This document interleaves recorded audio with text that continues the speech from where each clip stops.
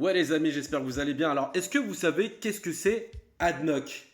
Oui, oui, oui, on va remettre les pendules à l'heure. Oui, ADNOC, à l'origine, c'est un Algérien qui l'a mis en place. Oui, vous connaissez pas l'histoire, mais moi je vais vous la raconter.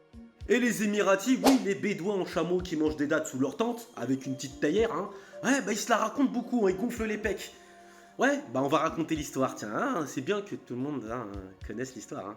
Et regardez bien cette tête. Cet homme, c'est Mahmoud Hamra Krouha. Je pense qu'il s'appelle comme ça. Je l'ai bien dit, je pense.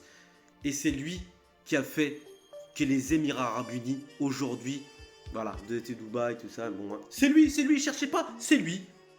Et je vais vous le lire. Si en début des années 60, un premier gisement de pétrole est découvert à Abu Dhabi, prélude à une rapide croissance économique, c'est l'Algérie qui crée, pour son allié émirati, la première et la plus grande compagnie pétrolière, ADNOC, celle qui est au-dessus, là, celle-là. Là. Les relations entre Ouari Boumedienne et Zayed Ben Sultan Al Nahyan étaient excellentes et Alger se faisait un devoir de booster l'économie naissante des Émiratis.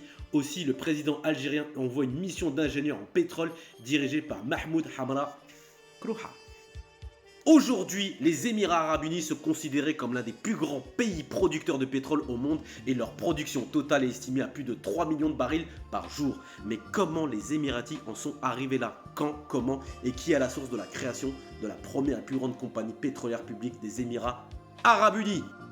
En 1969, lorsque Sherzayed Ibn Sultan Al Nahyan, fondateur des Émirats Arabes Unis, avait demandé de l'aide du défunt dirigeant algérien Ouari Boumedienne, son pays était à terre. Sherzayed voulait garantir l'indépendance vis-à-vis des compagnies pétrolières étrangères opérant dans son pays. Ouari Boumedienne ne pouvait pas refuser cette aide. Au contraire, il fit vite de concrétiser le souhait de Zayed Ben Sultan d'Algérie. Boumedienne choisit un jeune ingénieur plein de talent et de savoir-faire. Il s'appelle Mahmoud Hamra Krouha. Il était de Skikda. Il est alors directeur central du plan à la Sonatrach et titulaire d'un doctorat en économie de la Sorbonne Université. Mahmoud Hamra Krouha a pris ses responsabilités et s'est rendu à Abu Dhabi avant même la fondation de l'État émirati. Il a travaillé avec un groupe d'ingénieurs algériens qui l'a amené avec lui pour créer la première compagnie pétrolière gouvernementale aux Émirats, l'Abu Dhabi National Oil Company, l'ADNOC les amis, et a réussi dans un laps de temps court à faire sortir la société du néant. Tout ce qu'on touche, c'est de l'or les amis.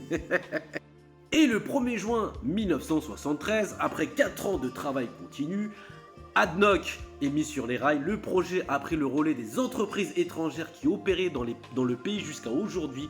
Mohamed Hamra Krouha a suivi toutes les étapes de création et de constitution de l'entreprise et a supervisé la formation et l'entraînement de générations de ses cadres émiratis et étrangers. L'aventure continue jusqu'en 1987, année où Hamra Krouha quitte les Émirats, laissant le pays sur la voie de la croissance. Et aujourd'hui, les Bédouins nous remercient comme ça. Hein, les Bédouins disent l'Algérie, ceci, les méchants, ceci, cela. Je vous le dis, nous, l'Algérie, on est... Il y a un gros complexe sur le savoir-faire algérien et surtout sur la solidarité des Algériens avec tous les peuples opprimés, arabes et africains. Et on nous le reproche. Et aujourd'hui, ça y est, ils veulent nous manger la main. Je préfère rien dire. En tout cas, Tahia al-Jazer, fier de mon pays.